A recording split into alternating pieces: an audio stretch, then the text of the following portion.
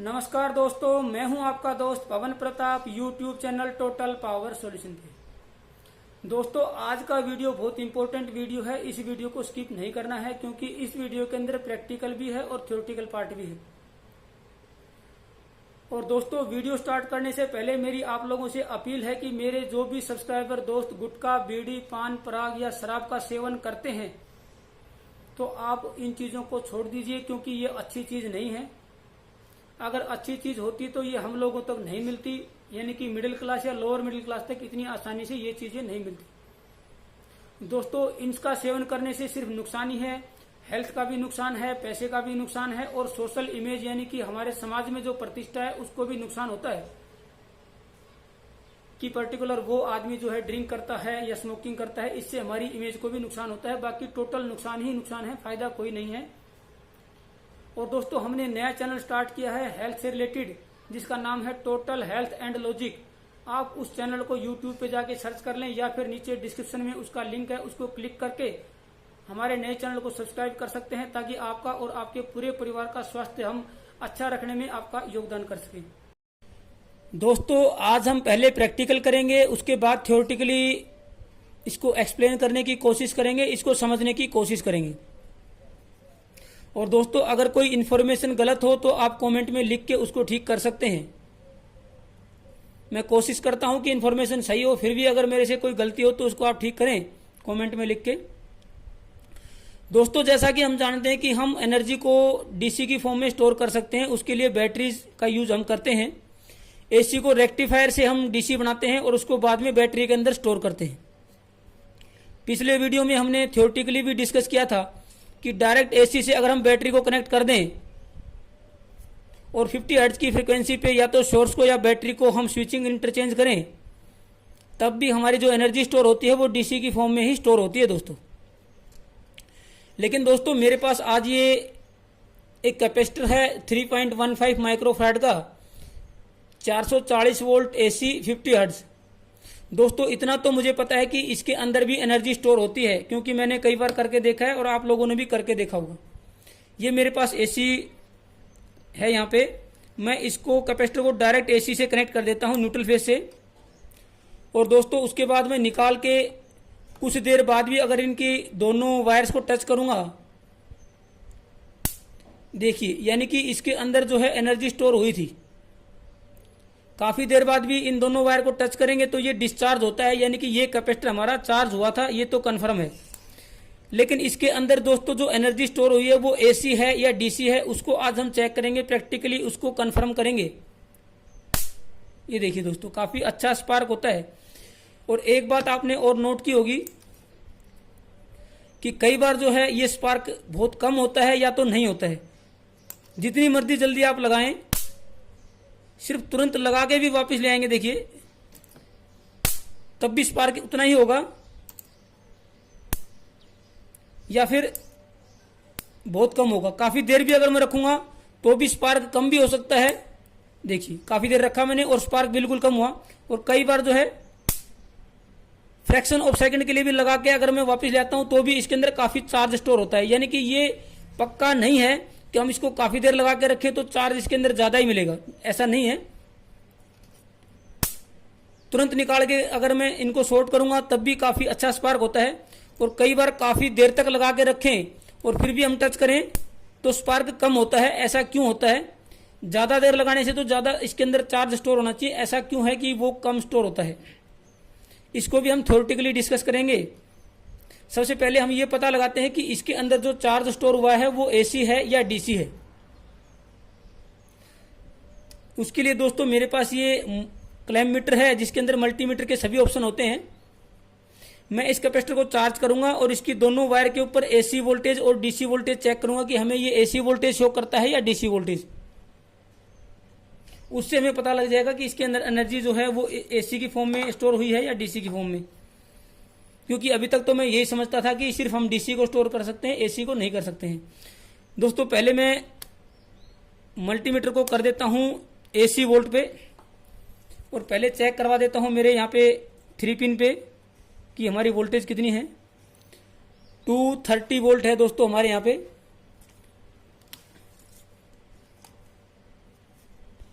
233 या 230 के आसपास ये वोल्टेज है, हमारी एसी वोल्टेज है। अगर आप इसको देख पाए तो शायद आपको अब अच्छी से दिखाई देगी। 230 वोल्ट है दोस्तों। अब मैं क्या करूंगा दोस्तों, इस कैपेसिटर को यहाँ पे करता हूं चार्ज और फिर इसके अंदर एसी वोल्टेज चेक करेंगे कितनी एसी वोल्टेज ये शो करता है। चार्ज कर दिया है, निकाल के हम यहाँ पे रख देते हैं और इसको यहाँ पे चेक करते हैं। दोस्तों एसी वोल्टेज यहाँ पे ये नहीं दिखा रहा है, कभी 0.7 कभी 7, ये कुछ जो है एसी वोल्टेज यहाँ पे शो नहीं कर पा रहा है दोस्तों।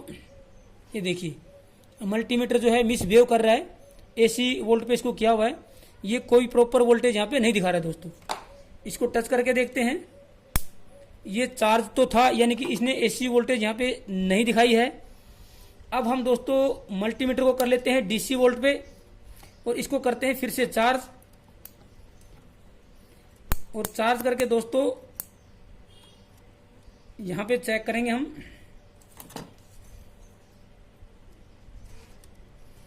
$330 वोल्ट दोस्तों, डीसी वोल्ट पे किया हुआ है, 330 वोल्ट तक इसने दिखाया यहाँ पे। और एक बात और आप नोट कीजिए, ये -200 या -300 वोल्ट दिखा रहा है, यानी कि अगर मैं इसकी पोलैरिटी यहाँ पे चेंज कर दूं तो अभी ये 200 या 190 वोल्ट दिखा रहा है, यानी कि ये वाली जो प्रोब जहां मेरी लगी है, ये वाली, ये नेगेटिव है और आपका ये पॉजिटिव है। क्योंकि मैंने नेगेटिव यहां लगाया तो इसने सही पोलैरिटी शो की है, तो ये नेगेटिव है। एक बार फिर से चेक कर लेते हैं, पहले चार्ज को डिस्चार्ज कर दें, फिर से चेक करते हैं इसको।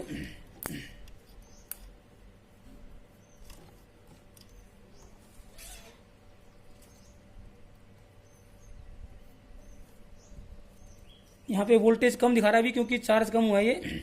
फिर भी ये नेगेटिव है आपका, 126-23 वोल्ट है, और ये आपका पॉजिटिव है। अगर उल्टा करके लगाएंगे तो ये आपको माइनस का साइन यहाँ पे शो करेगा, देखिए -106 वोल्ट, क्योंकि चार्ज कम है अभी। इसका मतलब ये नेगेटिव है और ये आपका पॉजिटिव है, ये नेगेटिव है। इसको हम डिस्चार्ज कर देते हैं। नेगेटिव को दोस्तों मैं कर देता हूँ यहाँ पे, एक लगा देता हूँ मैं, गांठ लगा देता हूँ। ये देखिए नेगेटिव वायर को मैंने एक गांठ लगा दी है। अब हम ये देखेंगे कि हर बार जो ये कैपेसिटर चार्ज होता है तो हर बार क्या इसका यही नेगेटिव होता है, या फिर ऐसा तो नहीं है कि कभी ये नेगेटिव या कभी ये नेगेटिव, ऐसा भी होता है। इसकी पोलैरिटी अलग अलग पोलैरिटी से चार्ज होता है, इसको भी हम यहाँ पे कंफर्म करते हैं। मैं 2 से 3 बार इसको चेक करना पड़ेगा, क्योंकि जरूरी नहीं है कि एक बार में हमें पता लगे। फिर से चार्ज करते हैं।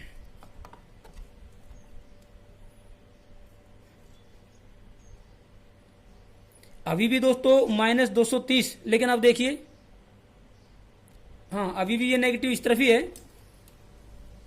ये नेगेटिव यहाँ पर लगाता हूं मैं, और ये आपका पॉजिटिव लगाया तो 180 वोल्ट ये दिखा रहा है, यानी कि अभी भी नेगेटिव इस तरफ है और पॉजिटिव उस तरफ है। फिर से कोशिश करते हैं दोस्तों, क्योंकि वीडियो को हम डिस्कनेक्ट करके करेंगे तो कई बार सवाल खड़े होते हैं मेरे पास, कमेंट भी आते हैं कि जी आपने, ये देखिए। लेकिन अब ये उल्टा है दोस्तों, मैंने नेगेटिव गांठ वाले पे ही लगाया है और पॉजिटिव दूसरे पे लगाया है, फिर भी ये जो है -200, -27 या 28 दिखा रहा है। यानी कि इस बार जो पोलैरिटी है वो आपकी उल्टी चार्ज हुई है, इस बार ये नेगेटिव है। फिर भी चेक करते हैं, थोड़ा समय लगेगा 1 मिनट का, लेकिन हमारे को ये कन्फर्मेशन होना जरूरी है, क्योंकि उसके बाद हमें थ्योरेटिकल भी करना है। वो थ्योरेटिकल समझने में हमारे को बड़ी आसानी होगी। नेगेटिव गांठ वाले पे लगाता हूं, देखिए -170, 180 वोल्ट ये दिखा रहा है, यानी कि अब ये जो है दूसरी पोलैरिटी से चार्ज हुआ है। इस बार ये नेगेटिव नहीं है, इस बार आपका ये नेगेटिव है, देखिए 122 वोल्ट। अब ये धीरे धीरे हमारा मल्टीमीटर के थ्रू डिस्चार्ज हो रहा है, यानी कि इस बार ये नेगेटिव है और ये पॉजिटिव है। अब यहाँ पे हमारे को 2 चीजें पता लगी हैं दोस्तों। एक तो इसके अंदर जो एनर्जी स्टोर होती है वो डीसी है।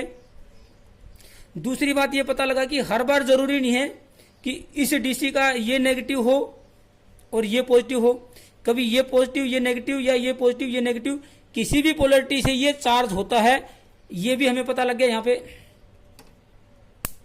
अब ये डिस्चार्ज में कर देता हूं इसको।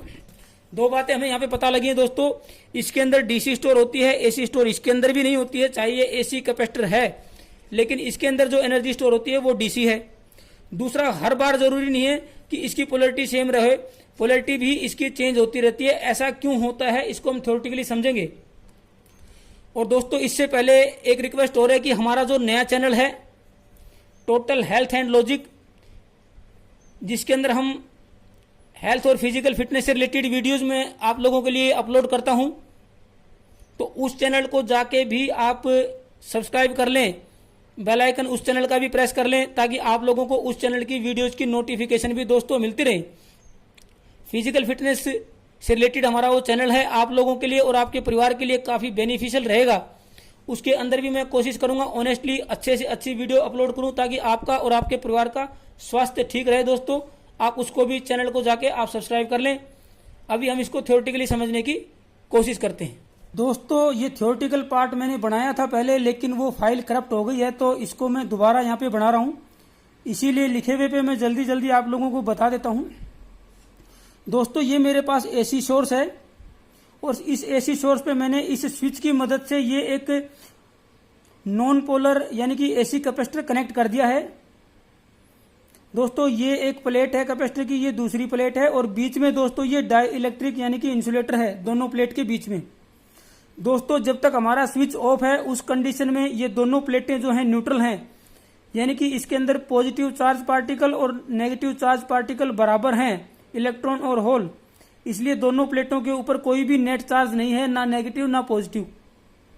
लेकिन दोस्तों जैसे ही मैं स्विच को ऑन करता हूं तो हमारा पॉजिटिव हाफ साइकिल यहाँ पे कनेक्ट होता है, मैं ऐसा मान लेता हूं। तो ये पॉजिटिव मैं इसको एक्सेप्ट करता हूं और इसको मैं यहाँ पे नेगेटिव राइट कर देता हूं क्योंकि पॉजिटिव हाफ साइकिल है हमारा इस तरफ। तो दोस्तों जैसे ही पॉजिटिव हाफ साइकिल कनेक्ट होगा तो उस केस में क्या होगा, यहाँ पे आपका नेगेटिव और यहाँ पे पॉजिटिव इस तरीके से ये रहेगा। और नेगेटिव का मतलब होता है दोस्तों कि आपका यहाँ पे नंबर ऑफ इलेक्ट्रॉन्स ज्यादा हैं, यानी कि एक्सेस ऑफ इलेक्ट्रॉन है और यहाँ पे इलेक्ट्रॉन्स की कमी है। तो दोस्तों यहाँ पे एक्सेस ऑफ इलेक्ट्रॉन है, इलेक्ट्रॉन ज्यादा है, यानी कि वो ज्यादा इलेक्ट्रॉन आपके इस तरफ मूवमेंट करेंगे। और दोस्तों इलेक्ट्रॉन यहाँ पे पहुंचेंगे तो यहाँ पे इलेक्ट्रॉन की संख्या ज्यादा हो जाएगी क्योंकि सेम चार्ज जो है एक दूसरे को रिपेल करता है। तो यहाँ के जो इलेक्ट्रॉन्स हैं वो दूसरी प्लेट के जो इलेक्ट्रॉन्स हैं जो कि काफी नजदीक होती हैं दोनों प्लेटें, तो दूसरी प्लेट के इलेक्ट्रॉन्स को यहाँ पे रिपेल करेंगे। और क्योंकि दोस्तों इस तरफ ये पॉजिटिव है तो अपोजिट चार्ज जो है एक दूसरे को अट्रैक्ट करेंगे, तो ये इलेक्ट्रॉन को अट्रैक्ट भी करेगा और इधर के इलेक्ट्रॉन्स को रिपेल भी करेंगे। तो यहां से इलेक्ट्रॉन्स की मूवमेंट इस प्लेट तक आती है और इधर से इलेक्ट्रॉन्स की मूवमेंट इस प्लेट से आपके सोर्स तक जाती है, यानी कि यहाँ पे इलेक्ट्रॉन्स का ये जो सर्किट है यहाँ पे क्लोज हो जाता है, कंप्लीट हो जाता है। तो दोस्तों इलेक्ट्रॉन्स की मूवमेंट जो है इसी को करंट कहते हैं, लेकिन करंट की डायरेक्शन दोस्तों इलेक्ट्रॉन्स की मूवमेंट से अपोजिट होती है, यानी कि अगर इलेक्ट्रॉन्स की मूवमेंट इस तरफ है तो हमारी जो करंट की मूवमेंट है वो इस तरफ से रहेगी। एक बात यहाँ पे नोट करने की है दोस्तों कि इसके अंदर जो करंट की मूवमेंट है वो सिर्फ प्लेटों तक है, इस प्लेट की यहाँ तक और इस प्लेट से लेके सोर्स तक, यानी कि कैपेसिटर के अंदर से कोई भी करंट जो है फ्लो नहीं होता है। सिर्फ करंट की जो मूवमेंट है, करंट जो फ्लो होता है सोर्स से इस प्लेट तक और इस प्लेट से इस सोर्स तक, इस तरीके से इलेक्ट्रॉन्स की मूवमेंट है और इसी तरीके से हमारी करंट की मूवमेंट है। इस कैपेसिटर के अंदर से कोई भी इलेक्ट्रॉन या करंट की मूवमेंट नहीं है। और दोस्तों कुछ ही देर में क्या होगा कि यहाँ पे धीरे धीरे इलेक्ट्रॉन्स, मोस्टली इलेक्ट्रॉन्स हो जाएंगे और यहाँ से इलेक्ट्रॉन्स इस तरफ चले जाएंगे, यहाँ पे सिर्फ होल्स बच जाएंगे। ये हमारी कंडीशन रहेगी। इस केस में हमारा जो कैपेसिटर है वो चार्ज हो जाता है और उसकी ये पॉजिटिव प्लेट रहती है और आपकी ये नेगेटिव प्लेट रहती है। इस तरीके से ये हमारा जो है आपका कैपेसिटर चार्ज हो गया है। अब इसके चार्ज और डिस्चार्ज साइकिल को भी हम यहाँ पे समझ लेते हैं। दोस्तों अब समझते हैं चार्ज और डिस्चार्ज के प्रिंसिपल को। दोस्तों स्टार्टिंग में पॉजिटिव हाफ साइकिल का ये 0 पॉइंट है, यानी कि यहाँ पे पोटेंशियल डिफरेंस 0 यानी कि 0 वोल्टेज है। तो दोस्तों यहाँ पे वोल्टेज 0 है लेकिन यहाँ पे करंट मैक्सिमम होगा क्योंकि जैसे ही वोल्टेज राइज होना स्टार्ट करेगी तो ये कैपेसिटर चार्ज होने की कोशिश करेगा और मैक्सिमम करंट फ्लो करेगा आपके कैपेसिटर की तरफ, जैसे मैंने आपको बताया उस डायरेक्शन में। लेकिन थोड़े ही समय के बाद दोस्तों 5 मिलीसेकंड के बाद ये आपकी पीक पे पहुंच जाएगा। इसका मतलब ये कैपेसिटर एक पर्टिकुलर पोलैरिटी से यहाँ पे चार्ज हो गया है कंप्लीट। जैसे ये पीक पे पहुंचेगा तो दोस्तों वोल्टेज यहाँ पे मैक्सिमम हो जाएगी कैपेसिटर पे और करंट हो जाएगा 0, क्योंकि ये फुली चार्ज हो चुका है पॉजिटिव हाफ साइकिल के पीक तक। लेकिन जैसे ही दोस्तों सोर्स की वोल्टेज यहाँ पे गिरने लगेगी, यानी कि यहाँ पे वोल्टेज गिरने लगेगी, तो यहाँ पे तो वोल्टेज कम हो जाएगी, लेकिन कैपेसिटर चार्ज है इस पीक तक। अब क्या करेगा कि कैपेसिटर की जो वोल्टेज ज्यादा है और यहाँ पे वोल्टेज गिरने लग गई, तो यहाँ का चार्ज जो है वापिस आपका इस तरफ मूवमेंट करेगा, जिससे ये कैपेसिटर यहाँ पे डिस्चार्ज हो जाएगा। यहाँ पे इस पॉइंट पे आके ये कैपेसिटर फुली डिस्चार्ज हो जाएगा। लेकिन दोस्तों जैसे ही नेगेटिव हाफ साइकिल में ये वोल्टेज राइज होगी, तो यहाँ पे आपकी पोलरिटी चेंज हो जाएगी, ये पॉजिटिव हो जाएगा और आपका ये नेगेटिव हो जाएगा। मतलब कि पोलरिटी चेंज हो जाएगी इसके कंपैरिजन में, पोलरिटी चेंज हो जाएगी। फिर वही प्रोसेस आपका चार्ज का और डिस्चार्ज का इस नेगेटिव हाफ साइकिल में भी होगा, लेकिन यहाँ पे पोलरिटी आपकी उल्टी रहेगी। यहाँ पे इलेक्ट्रॉन्स हो जाएंगे, यहाँ पे होल्स हो जाएंगे, यानी कि ये चार्ज और डिस्चार्ज चलता रहेगा। एक हाफ साइकिल में एक बार कंप्लीट चार्ज और डिस्चार्ज होता है, दूसरे हाफ साइकिल में फिर अपोजिट पोलरिटी से चार्ज और डिस्चार्ज होता है। इस तरीके से ये एसी को यहाँ पे पास ऑन इसको कहते हैं कि करता है, और ये आपका एसी को यहाँ पे पास करता है। विदाउट प्रैक्टिकली इसके अंदर से करंट नहीं जाता है, लेकिन प्रैक्टिकली ये प्लेटों के ऊपर चार्ज की पोलरिटी चेंज होती रहती है, जिसकी वजह से यहाँ पे इसके आउटर सर्किट में करंट जो है चलता रहता है अलग अलग डायरेक्शन में, अपोजिट डायरेक्शन में। यानी कि जैसे आपका एसी का डायरेक्शन चेंज करता है, उसी तरीके से यहाँ पे पोलरिटी चेंज करके ये आपका चार्ज और डिस्चार्ज की फॉर्म में यहाँ पे करंट फ्लो होता है। दोस्तों अब इम्पोर्टेंट पॉइंट ये था कि हमारे कैपेसिटर को जब हम एसी पे कनेक्ट करते हैं और निकाल के उसको डिस्चार्ज करते हैं, तो स्पार्क हर बार अलग क्यों आता था। यानी कि कभी तो उसके अंदर अच्छा स्पार्क आता था और कभी बिल्कुल माइनर सा स्पार्क उसके अंदर आता था। मतलब कभी तो वो फुली चार्ज हो जाता था, कभी वो चार्ज नहीं हो पाता था, या कभी कम होता था। उसका रीजन ये है दोस्तों कि क्योंकि कैपेसिटर जो है बार बार चार्ज डिस्चार्ज होता रहता है, और वो भी अलग अलग पोलरिटी से। तो जिस मूवमेंट पे हम कैपेसिटर को उस एसी सप्लाई से अलग करते हैं, उस मूवमेंट पे वो किस स्टेट पे था उससे उसका चार्ज डिपेंड करेगा। यानी कि अगर हमने उसको निकाला और वो इस पोजीशन पे था तो मैक्सिमम चार्ज मिलेगा, और जिस टाइम पे हमने कैपेसिटर को एसी सप्लाई से अलग किया और वो इस पोजीशन पे था तो वो आपको कम चार्ज मिलेगा। और हो सकता है कि वो इस पोजीशन पे हो जबकि कंप्लीट डिस्चार्ज हो, और दूसरी पोलरिटी से चार्ज होने के लिए वो स्टार्ट होता हो। यानी कि इस पोजीशन पे अगर हम उस कैपेसिटर को निकाल देंगे तो वो कैपेसिटर आपको डिस्चार्ज ही मिलेगा। यानी कि आपने काफी देर तक कैपेसिटर को लगा के रखा, और जिस टाइम आपने कैपेसिटर को हटाया उस टाइम पे अगर कैपेसिटर इस पोजीशन पे था तो वो 10 मिनट के बाद भी आपका स्पार्क नहीं देगा। और अगर तुरंत निकाल के लगा के वापस निकाल लिया और वो इस पोजीशन पे चार्ज हो चुका था तो वो तुरंत भी आपका स्पार्क देगा। यानी कि किस पोजीशन पे हम उसको निकालते हैं वो डिपेंड करता है कि उसके अंदर कितना चार्ज आपका स्टोर हुआ है। इसलिए कई बार आपने देखा होगा कि काफी देर कैपेसिटर को लगाने के बाद भी अगर आप टच करते हैं तो वो स्पार्क प्रॉपर नहीं देता है, क्योंकि वो हमारा इस पोजीशन पे या इस पोजीशन पे हमने उसको निकाला है। वो हमें प्रैक्टिकली नहीं पता लगेगा, लेकिन अगर स्पार्क नहीं देता है तो यही उसका रीजन है। ठीक है, अगर बार बार आप कर रहे हो और किसी भी पोजीशन में वो स्पार्क नहीं दे रहा तो हो सकता है कैपेसिटर खराब भी हो, लेकिन कभी स्पार्क प्रॉपर दे रहा है और कभी नहीं दे रहा, तो उसका रीजन ये है कि हमने अलग अलग मूवमेंट पे उसको कैपेसिटर को एसी सप्लाई से अलग किया है।